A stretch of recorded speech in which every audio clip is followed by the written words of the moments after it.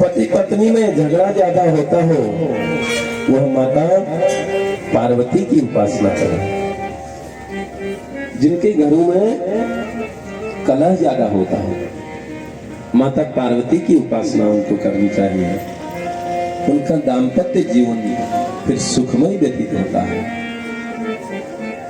और यदि कोई सुंदर पत्नी चाहता हो, देखिए अलग अलग कामना के लिए अलग अलग विधि बताई, अलग अलग देवताओं की पूजा करनी चाहिए।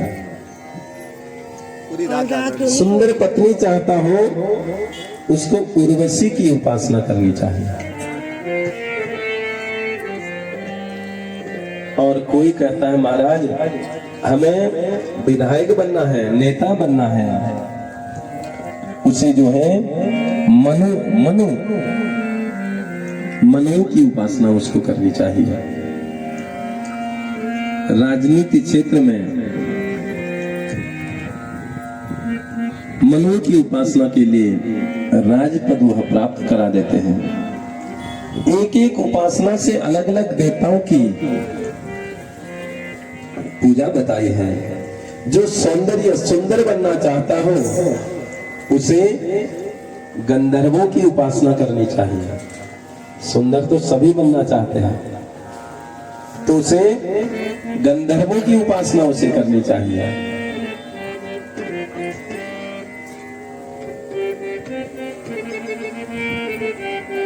तो सूत जी कहते हैं, सौनकादि ऋषि सूत जी से कहते हैं कि जो कुछ भी नहीं बनना चाहता, जो कुछ भी नहीं चाहता हो उसे भगवान भोलेनाथ की उपासना करनी चाहिए।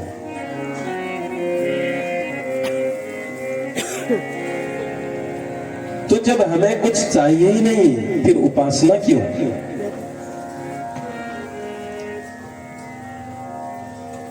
देखिए जो मिला है वह उपासना के लिए ही मिला है। यह शरीर के लिए, यह शरीर जो है शरीर हमको प्राप्त है तो भगवत भक्ति के लिए, भगवान की उपासना के लिए यह मिला है। यह केवल यह जीव जो है इसको वासना में ही जो है समाप्त कर देता है। अकामः सर्वकामो मोक्ष कामा उदारधि क्षेत्रेण भक्ति योगेन यज्जिता पुरुषं परं। भले ही आपके मन में कोई, तो प्रत्येक जीव मात्र को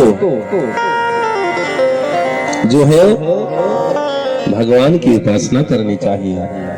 बहुत सारी कामनाएं हैं, एक एक देवता को जो है एक एक कामना के लिए एक एक देवता को कब तक पूछते रहेंगे, क्योंकि कामना तो एक है नहीं। कोई है जिसको एक ही कामना चाहिए? कोई नहीं। कामनाएं तो बहुत है, एक चीज से काम चलने वाला नहीं है। अकामो सर्व कामो देव यज्ञ के अंदर आता है। देखिए यज्ञ तो साक्षात परमात्मा का रूप है। यज्ञ का मतलब है परमात्मा को अपना ऋणी बना लेना, अपना कर्जदार बना लेना। न जप करने से देवता इतने प्रसन्न होते हैं, न तप करने से प्रसन्न होते हैं, जितना यज्ञ करने से देवता प्रसन्न होते हैं। तो यह देव यज्ञ है। पूजा करना, पाठ करना, वह देव यज्ञ कहलाता है। और यज्ञ पत्नी का नाम क्या है? दक्षिणा। दक्षिणा क्या है? दक्षिणा है यज्ञ की पत्नी। इसीलिए बिना दक्षिणा के कोई भी कार्य संपन्न नहीं होते हैं। जैसे बिना पत्नी के कोई यज्ञ करने बैठ जाए तो यज्ञ अपूर्ण है, उसका कोई फल नहीं। तो ऐसे ही बिना दक्षिणा के कोई भी यज्ञ संपन्न नहीं होते। तो इसलिए अंत में हवन यज्ञ किया जाता है। चौथा यज्ञ है अतिथि यज्ञ। द्वार पर कोई भी आए, अतिथि देवो भव, वह देव तुल्य है। तो इसलिए द्वार पर जो भी आए, अतिथियों का सत्कार करना, उनका सम्मान करना, उनका स्वागत करना, यह जो है चौथे यज्ञ में आता है। और पांचवा यज्ञ है भूत यज्ञ। यह क्या है? देखिए, इसमें आता है गाय के लिए गोग्रास निकालना, कौवे के लिए रोटी देना, कुत्ते को रोटी देना। यह जो है गाय में निवास करते हैं, तो इसलिए सबसे पहले जो है रोटी गाय के लिए निकालें। कौवे को पितरों का दूध कहा जाता है, इसलिए कौवे को रोटी दें। और यह पितृदोष को दूर करने का भी उपाय है। और एक उपाय और लिखा है पितृदोष को दूर करने का। सूखे नारियल में, गोले में जो है घी भर करके पीपल की जड़ में चढ़ाने से जो है अमावस्या के दिन उसको पीपल की जड़ में चढ़ाने से पितृदोष दूर हो जाता है। सूखे गोले में घी भर करके अमावस्या के दिन जो है, क्योंकि जो है पीपल में सभी देवी देवताओं का वास है, देवताओं का भी वास पीपल में है। भगवान विष्णु कहते हैं वृक्षों में मैं पीपल हूं, इसलिए भगवान के विष्णु का भी पूजन उसमें होता है। ब्रह्मा विष्णु महेश सभी का वास, उनकी बेटियां दामाद सभी के सहयोग से, सभी के द्वारा यह विशाल आयोजन यहाँ हुआ, जिसमें आप लोगों को भी यहाँ आने का अवसर मिला और भगवान की इस रस वर्षा में खूब गोते लगाने का आनंद आपने लिया। बड़े भाव से आप लोगों ने कथा श्रवण करी और बड़े सुंदर भाव से मन एकाग्र कर करके आपने भगवान की कथा सुनी। तो भगवान से मैं यही प्रार्थना करूंगा कि ऐसे ही भगवान की कथाओं को आप सुनते रहें और ऐसे ही जीवन में आपके मंगल ही मंगल हो। घरों में नित्य सभी के धन धान्य से आपके घर भरे रहे, भगवान की कृपा बरसती रहे। देखिए,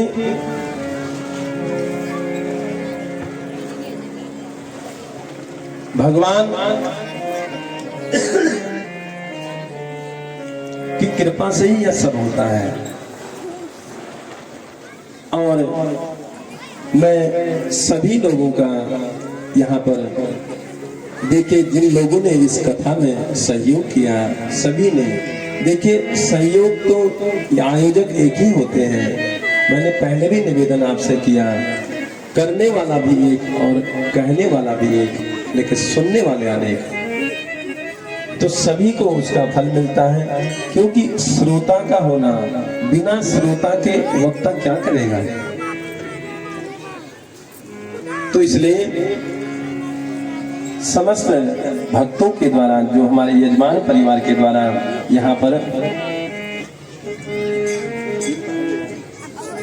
के द्वारा कुछ उनके सम्मान के लिए, उनको व्यासपीठ से उनका सम्मान यहाँ पर हो उनके द्वारा, तो इसलिए उनका मैं यहाँ पर स्वागत करता हूँ। श्री पूरन पांडे जी,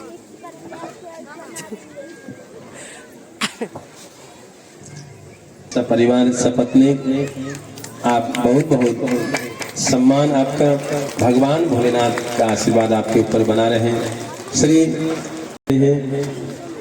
और ये तो परम मुख में हमेशा मुस्कान रहती है, जो हमेशा हंसते रहते हैं उनका जीवन फिर हंसते हुए निकलता है। तो ऐसे भगवत भक्त श्री भरत जोशी जी सपत्नीक यहाँ पर उपस्थित हैं और यजमान का भगवान का आशीर्वाद आपके ऊपर, भोलेनाथ का आशीर्वाद आपके ऊपर बना रहे। बहुत मान सम्मान आपके ऊपर, भगवान भोलेनाथ की कृपा आपके ऊपर, भोलेनाथ का आशीर्वाद आप सभी के द्वारा, श्री मुरलीधर भट्ट जी और सपरिवार उनके द्वारा इनका सम्मान उन्होंने।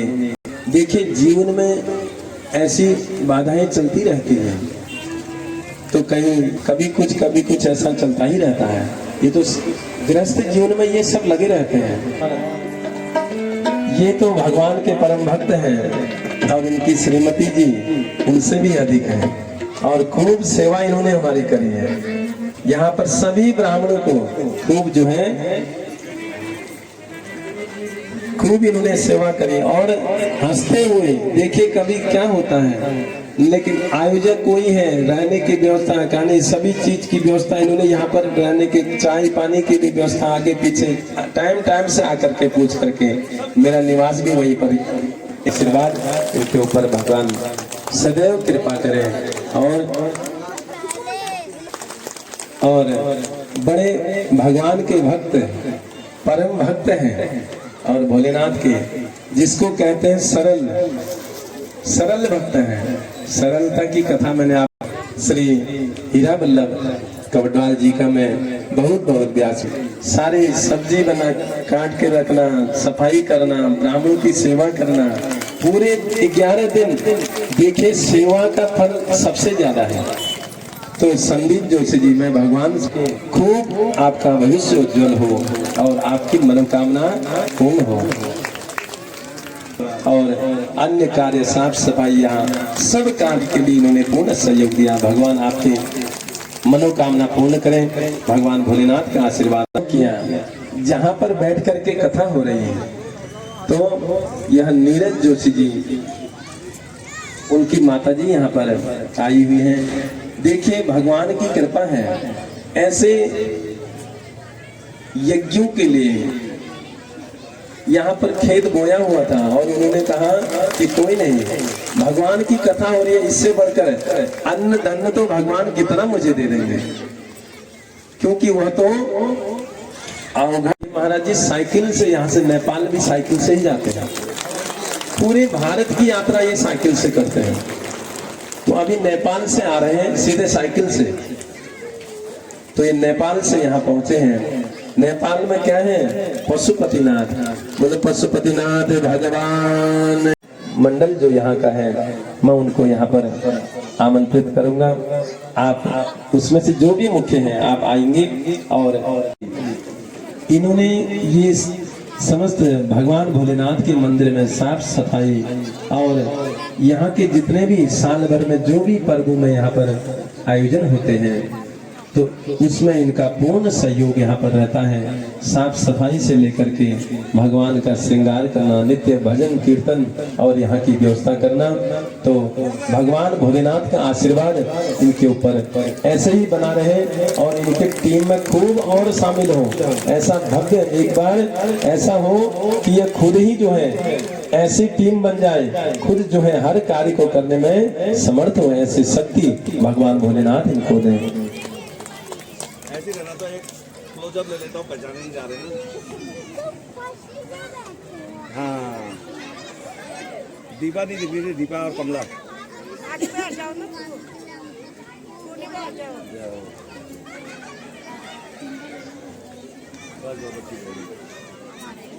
हम रह गए, तुम रह गया था, तुम हिल का हो नहीं। 2 मिनट का समय याद आ रहा है।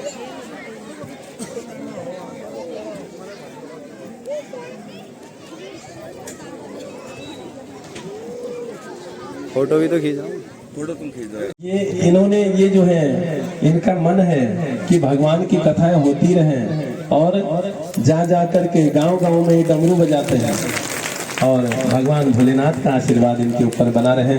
ऐसे ही डमरू यहाँ बजाते रहें। ये भगवान के भगत हैं। भगवान के लिए 26 जिलों की इन्होंने पैदल यात्रा करी है और पंचप्रयाग की यात्रा इन्होंने पैदल करी हुई है और भगवान के परम भक्त हैं। और जहाँ ऐसे कथा की तरफ से जो है हमारे यजमान परिवार की तरफ से सभी को जो है बहुत मान सम्मान, सभी लोग जो हैं आप बधाई के पात्र हैं। आप लोगों ने यहाँ आकर के अपना अमूल्य समय दिया और हम यहाँ पर देते हैं। हर जगह जहाँ भी जाते हैं अपना कार्य तो है ही है, और भी सेवाएं वहाँ पर देते हैं। तो ऐसे भगवान का आशीर्वाद इनके ऊपर भी सदैव बना रहे। और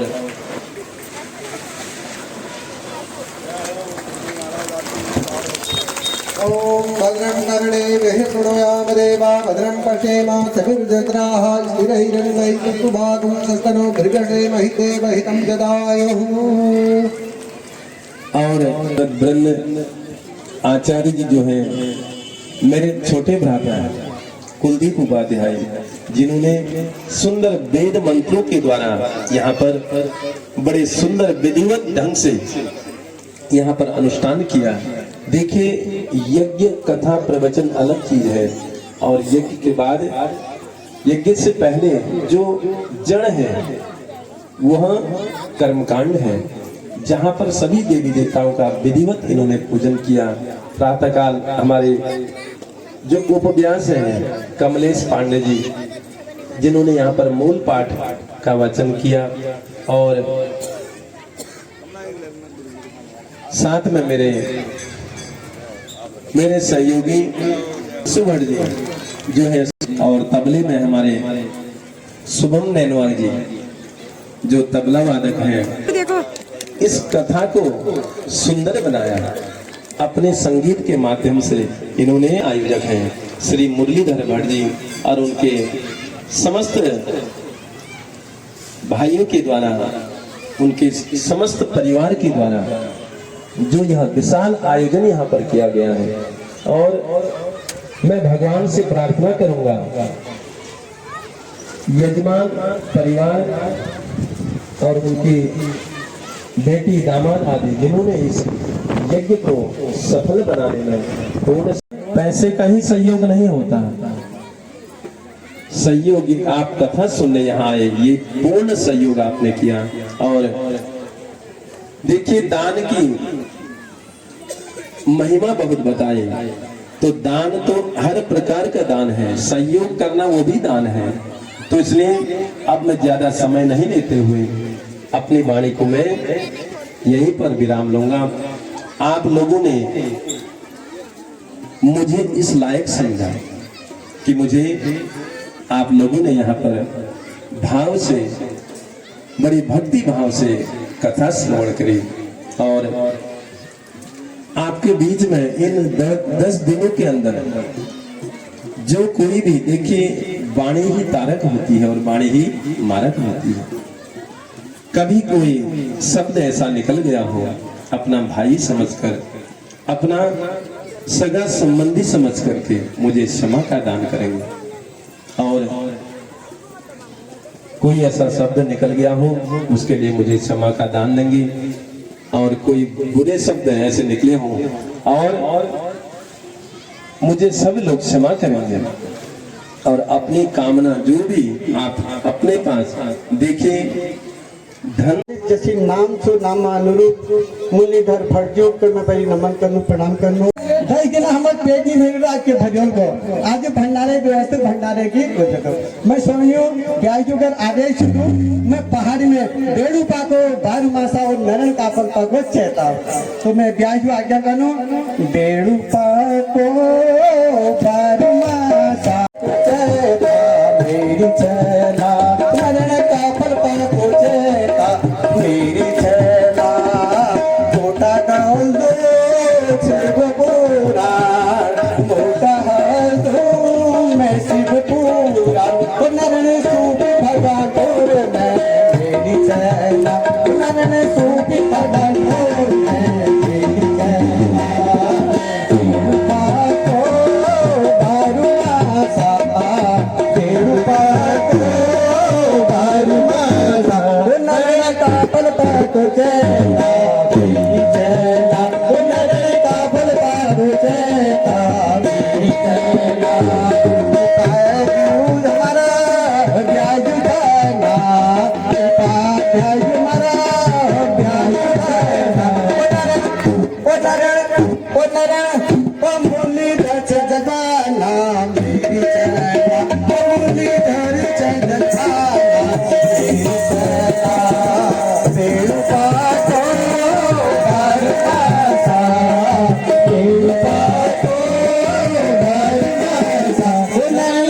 पल पागो जैसा मेरी चला दीदी बहनी भाई बंधु दीदी बहनी भाई बंधु दादा दादी चाचा चाची ताऊ ताई हम अपनों नरण पचल्या गरोड़ा मेरी चला नरण पचल्या गरोड़ा मेरी चला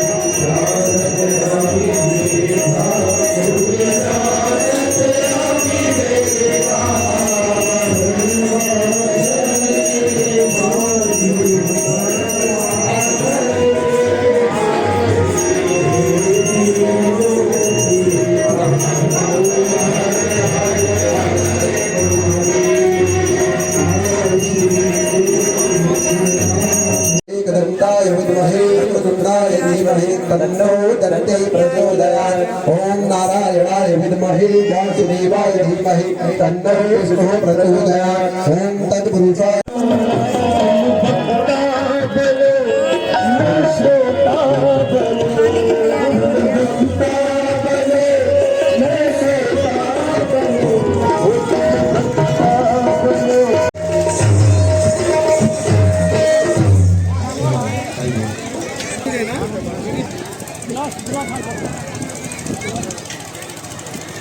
भंडारा शुरू हो गया है। पहले बच्चों को खिलाया जा रहा है।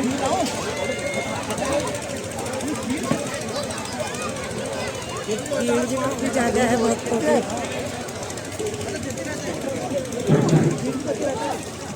और इस तरह बना था खाना, वो भी बन रहा है।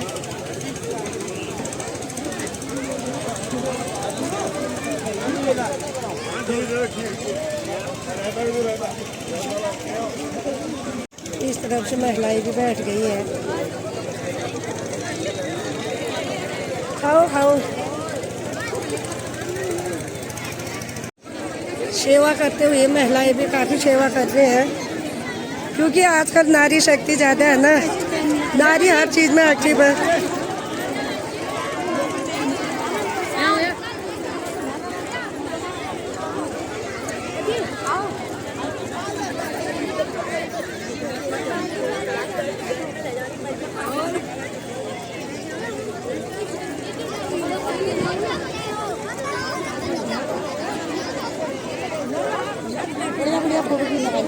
हाँ हाँ डिप फ्लैट।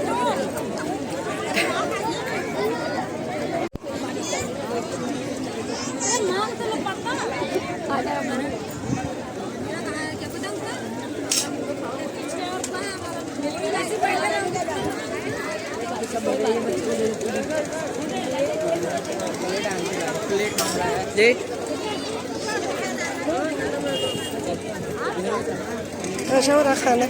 मज़े आ रही है ना? भूख तो मुझे भी लगी है यार। हम फिर वीडियो बनाएंगे, आप खाओगे।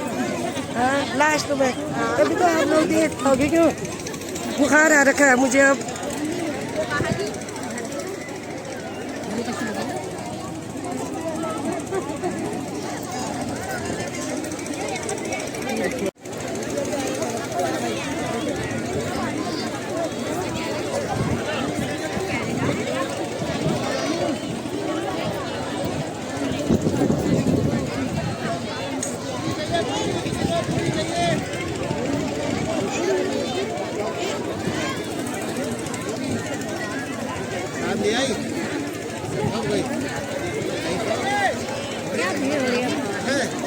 तभी तो कह रही हूँ दीदी देखो भी तुम।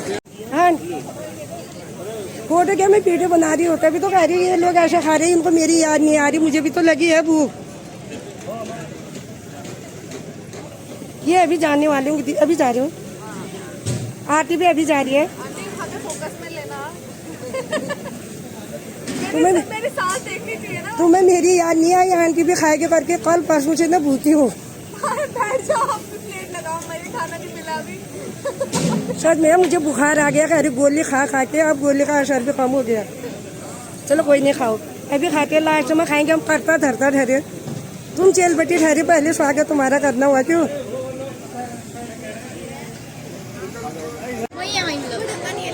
भीड़ काफी हो रही है ना दादी, भीड़ बहुत ज्यादा है। सब बोले ना आपकी कृपा है। सब इन्हीं की कृपा है। हाँ। सड़काओ सड़काओ, फिर उसके बाद अभी की बारी तो है।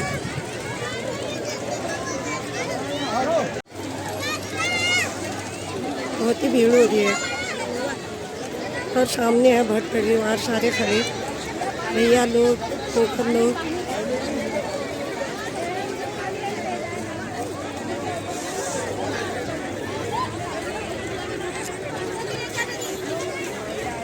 आधे लोग खा के जाने लगे, अभी खाने वाले भी बहुत हैं।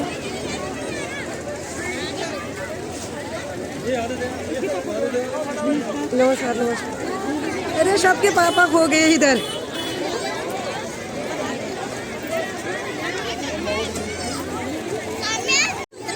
खड़े नहीं खाली।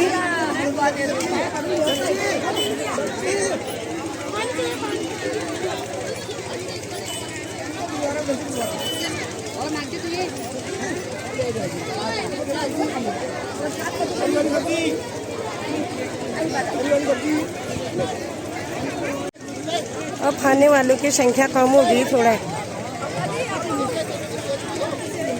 खाते रहो खाते रहो, खाते समय नहीं आती किसी की मेरी याद किसी को। हाँ हाँ वीडियो डालेंगे, टेंशन मत करो, खाओ खाओ।